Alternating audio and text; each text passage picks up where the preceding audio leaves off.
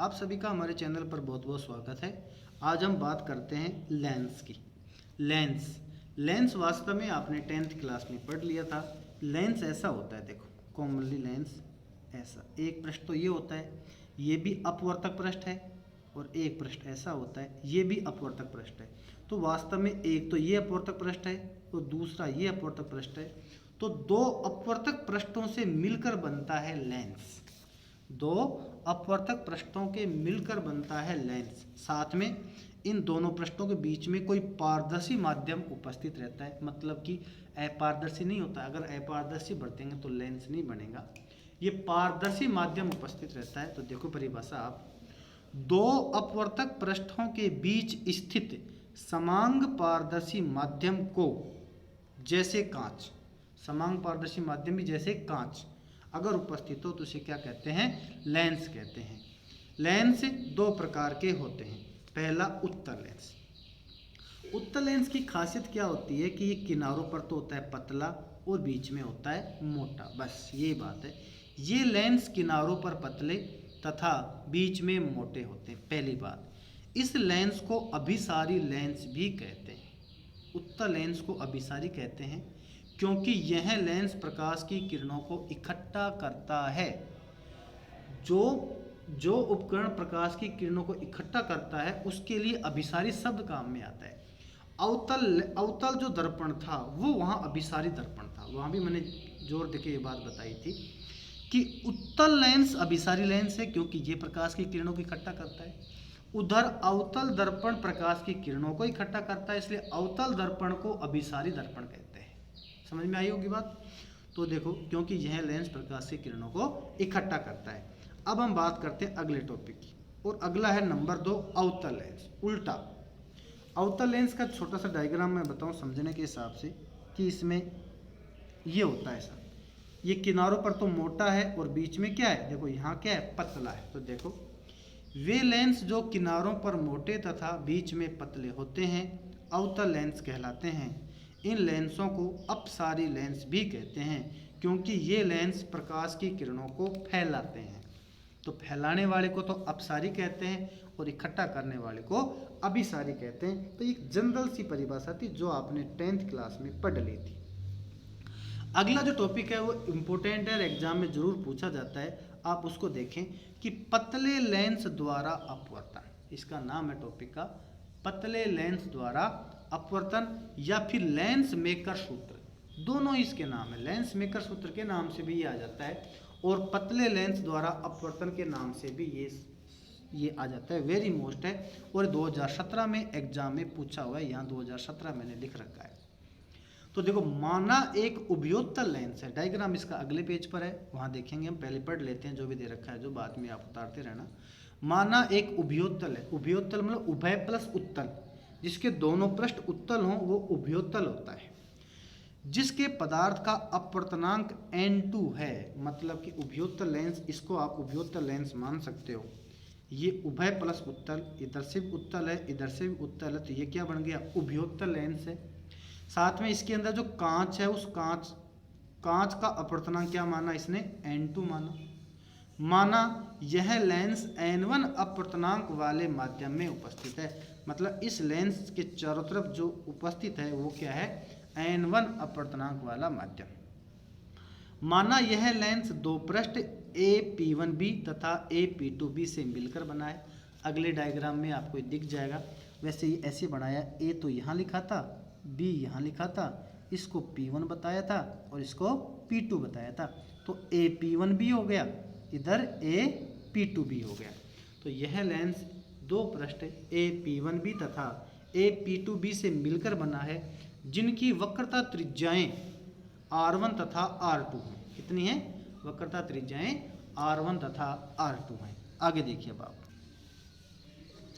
और ये हो गया, ये कोई वापस मैं डायग्राम दिखा रहा हूँ, AB, ये कोई उत्तल या उभयोत्तल लेंस है जिसका एक पृष्ठ है AP1B, ठीक, ये वाला एक पृष्ठ है AP2B, ये वाला पृष्ठ। क्लियर? पहले की तरह वापस वही O एक बिंदु बिंब है जिससे होकर ये प्रकाश की किरण इसमें एंटर हो रही है। जब ये यहाँ एंटर होती है उसी वक्त इसको इस माध्यम से इस नए माध्यम में एंटर होना पड़ रहा है, तो इसका अपवर्तन हो जाता है। अपवर्तन हो जाने के कारण इसकी दिशा चेंज हो जाती है और अब ये ऐसे जाना चाह रही थी वो अब ये ऐसे जाती है, मतलब जो सीधा जाना चाह रही थी वो अब यूं टेढ़ा इस डॉटेड लाइन पर जाना चाहती है। अगर ये A P2B यहाँ नहीं होता उस पोजीशन में ये प्रकाश की किरण यहाँ जाती और इस O बिंब का इस I1 पर प्रतिबिंब बन जाता। ध्यान समझना मेरी बात को। अगर ये A P2B अपवर्तक पृष्ठ नहीं होता, केवल A P1B ही होता, उस पोजीशन में O तो बिंब का कार्य करता और ये डॉटेड लाइन से जो I1 बन रहा है ये प्रतिबिंब का कार्य करता। लेकिन चूंकि यहाँ पर A P2B अपवर्तक पृष्ठ मौजूद है, इसकी वजह से एक बार फिर इसका अपवर्तन होता है, तो इस लाइन पर जाने की बजाय एक नई लाइन पर या नई प्रकाश की किरण नई दिशा में जाती है और इस बिंदु I से ये I पर ये पहुँचती है। बिंदु I पर एक प्रकाश की किरण इधर से भी आ रही थी, ये दोनों मिलती है और I पर इसका प्रतिबिंब का निर्माण हो जाता है। क्लियर? तो देखिएगा, A P1B पृष्ठ के लिए O बिंब का काम करता है और I1 प्रतिबिंब का काम करता है। लेकिन A P2B पृष्ठ के लिए अब I1 तो काम करेगा बिंब का और I करेगा प्रतिबिंब का। ये बात आप समझ लें कि ये जो दूसरा वाला पृष्ठ है उसके लिए ये बिंब का काम करेगा और ये प्रतिबिंब का काम करेगा। अब आप अच्छे से जानते हो, बिंब की दूरी को U से लिखते हैं, ये प्रतिबिंब की दूरी को V से लिखते हैं और इसकी दूरी को, चूंकि I1 है तो इस दूरी को मैं V1 से लिख रहा हूँ। टॉपिक काफ़ी जटिल था लेकिन मैंने इसको काफ़ी सोल्व करने का प्रयास किया है, सिंपल करने का प्रयास किया है। तो देखो आप पहले समझो इसको, ये लिख भी रखा है मैंने कि पृष्ठ A P1B के लिए वक्रता त्रिज्या तो R1 रहेगी, बिंब O रहेगा, बिंब की दूरी U रहेगी, प्रतिबिंब I1 रहेगा और जिसकी दूरी क्या रहेगी V1 रहेगी। और बिंब A P1B के लिए प्रकाश की किरण जो है वो देखो इधर N1 से N2 में जा रही है, इसलिए यहाँ मैंने निशान लगाया N1 से N2। क्लियर? अब दूसरा पृष्ठ A P2B के लिए वक्रता त्रिज्या R2 रहेगी, बिंब का काम I1 करेगा, क्या करेगा I1 करेगा जिसकी दूरी V है और प्रतिबिंब का काम I करेगा जिसकी दूरी क्या है V है। तो बिंब का तो V1 है और प्रतिबिंब का V है और इस पोजीशन में प्रकाश की किरण कहाँ से कहाँ जा रही है देखो डायग्राम में। अब प्रकाश की किरण इस कांच में आ गई या N2 वाले में आ गई, अब N2 से ये वापस बाहर जा रही है और बाहर कैसा माध्यम है N1 अपवर्तनांक का माध्यम है, तो यहाँ N2 से N1 ये जाएगी और यहाँ लाइन बन गई N2 से N1। आगे बात समझ में। पिछला जो टॉपिक हमने पढ़ा था, पिछले वीडियो में जो टॉपिक हमने पढ़ा था उस टॉपिक में प्रकाश की किरण N1 से N2 में ही जा रही थी, N1 से N2 में ही जा रही थी। तो वो सूत्र दिखाता हूँ पहले मैं आपको। देखो ये सूत्र हमने पिछले वीडियो में देखा था, ये था N2/V माइनस N1/U और N2 माइनस N1/R। मतलब प्रकाश की किरण तो जा रही थी N1 से N2, N1 से N2, प्रकाश की किरण तो N1 से N2 जा रही थी ऐसे, है ना। और यहाँ N2 पहले और N1 बाद, उल्टा, और यहाँ भी N2 पहले N1 बाद में। ये वही 1/V 1/U 1/R जो लेंस सूत्र होता है, जो लेंस सूत्र होता है कि 1/V माइनस 1/U बराबर 1/R, ये लेंस सूत्र होता है। लेंस सूत्र वाला ही फॉर्मूला है, पर प्रकाश की किरण जिस साइड जा रही है ना उसका अपोजिट, प्रकाश की किरण N1 से N2 में जा रही है तो यहाँ N2 उल्टा पहले, N2 पहले फिर N1 बाद में, N2 पहले और N1 बाद में। इस आधार पर वहाँ भी सूत्र तैयार होगा और वो सूत्र देखिए अब आप देखिएगा आप डायग्राम को, इसमें भी वो N1 से N2 जा रहा है, इसका मतलब उल्टा, N2 पहले N1 बाद में, N2 पहले N1 बाद में। क्लियर? दूसरा यहाँ V आया था ना, तो V का काम यहाँ कौन कर रहा है V1, तो मैंने यहाँ लिख दिया V1। यहाँ u का u ही था, यहाँ u का u ही है। फिर नीचे r था, r का काम यहाँ कौन कर रहा था, r1 बताया था आपको मैंने, ये r1 कर रहा है तो ये नीचे क्या आ गया, r1 आ गया। ठीक इसी प्रकार समीकरण 1 हो गया। तो पृष्ठ AP2B के लिए अब प्रकाश की किरण N2 से N1 जा रही है, तो पहले वाले का जस्ट अपोजिट है तो अपन भी अपोजिट कर लेते हैं। पहले N2 पहले था ना, अब N1 पहले, अब N1 की जगह N2, N2 की जगह N1, N1 की जगह N2 कर लिया। V नीचे V आता था, V की जगह V ही आएगा, प्रतिबिंब की दूरी। U की जगह बिंब की दूरी V1 है तो यहाँ V1 लिख दिया। और R वक्रता त्रिज्या R की जगह R2 है यहाँ पर, तो ये R2 मैंने लिख दिया। ऐसे तैयार हो गया ये समीकरण नंबर 2। अब हम क्या करेंगे, समीकरण 1 और 2 को जोड़ देते हैं। जोड़ दो, जोड़ेंगे तो ये हो जाएगा N2/V1 minus N1/U plus N1/V minus N2/V, और ये दोनों को मैंने उतार दिया।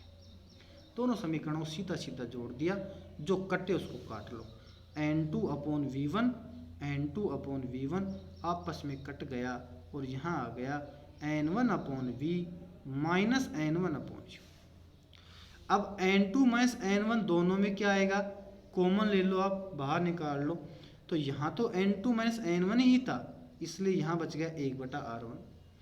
पर हमने बाहर निकाला N2 माइनस N1, लेकिन अंदर दे रखा है N1 माइनस N2, अर्थात अपोजिट दे रखा है। क्या दे रखा है, अपोजिट दे रखा है। तो अपोजिट दे रखा है तो ये क्या आ जाएगा, यहाँ पर माइनस का चिन्ह, और ये बन जाएगा 1/R2। अब N1 निकाल लो बाहर, तो ये हो गया 1/V माइनस 1/U, और ये हो गया N2 minus N1 1/R1 minus 1/R2। Clear. अब मैंने क्या किया कि इस N1 को इसके नीचे भेज दो, तो 1/V माइनस 1/U बराबर हो गया N2 माइनस N1/N1 1/R1 और 1/R2।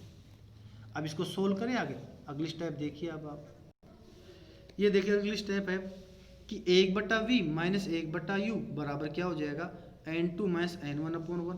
भाई वहाँ N2 माइनस N1/N1 था, उस N1 का दोनों में भाग लगाया तो बन गया N2/N1 माइनस का 1 और 1/R1 माइनस 1/R2। और जो N2/N1 है ना, इसको मैं n लिख दिया, मतलब उनका आपेक्षिक अपवर्तनांक लिख दिया मैंने, ये n सिंप्लिसिटी के लिए। तो 1/V माइनस 1/U बराबर n minus 1 1/R1 minus 1/R2, और ये बन गया समीकरण नंबर 3। जब u बराबर अनंत हो, जब u का मान क्या हो, अनंत हो, बताया था आपको कि जब बिंब अनंत पर हो तो प्रतिबिंब कहाँ बनता है, फोकस बिंदु पर बनता है या फोकस दूरी पर बनता है। तो जब u बराबर अनंत है तो ये हो जाएगा v बराबर f। ये वैल्यू यहाँ रखो, आप यहाँ रखोगे आप 1/अनंत, क्या रखोगे भाई, v की जगह रखोगे f तो बनेगा 1/f, फिर माइनस 1/u की जगह अनंत तो 1/अनंत रखोगे आप, और 1/अनंत की वैल्यू क्या होती है, 0। इस वजह से ये स्टेप बढ़ जाएगा 0, और ये n-1 और 1/R1 माइनस 1/R2। समीकरण 4 लेंस मेकर सूत्र है। ये एग्जाम में पूछा जा चुका है और एक काफ़ी अच्छा टॉपिक है, और इसे क्या कहते हैं, लेंस मेकर सूत्र कहते हैं, और आपको ये ध्यान से समझना है। क्लियर, समझ में आ गया होगा आपको। चलो, अभी तक आपने हमारे चैनल को सब्सक्राइब नहीं किया तो प्लीज़ इसे सब्सक्राइब कर लीजिए, क्योंकि इसी प्रकार के यूजफुल वीडियो मैं आपके लिए लेकर आता रहता हूँ। धन्यवाद।